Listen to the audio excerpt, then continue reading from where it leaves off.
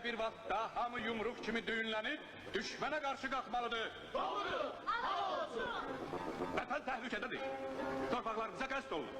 Mənim oğlum kimdən artırdı? Başqaları necə? O da elə.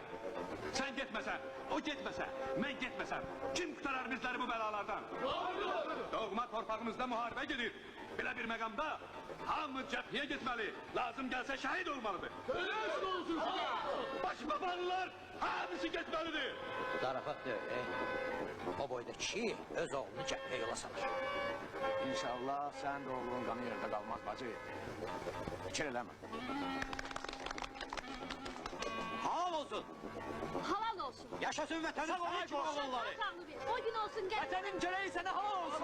Halal olsun. O gün de yaxşı olar. Qələbə ilə qaydasın. O gün İnşallah salamat gəlmədən gəlsin toyunu eləyir. Cemaat, mən də minlərlə başqaları kimi öz oğlumu bu torpağa qurban deyirəm.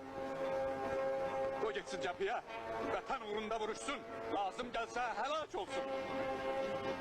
Hiçbir torpaqlarımız azad olsun. Qəsbkarlardan çalınır. İnşallah. Qutaran kimi evimizdəsin. Ama Qurbat özünə fikir ver ha. Özündən müğayyət ola. Sigaret çəkmə, özünü soğuğa vermə. İstəyəcəkdə qoymuşam. Yun corab da eşitdiyim. Хорошо da.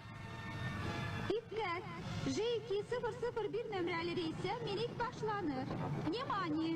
Начинается посадка на рейс Ж2001.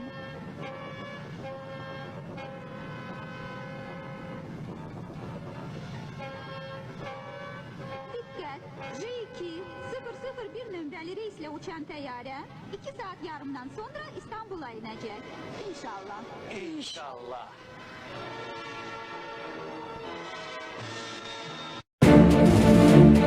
Thank you.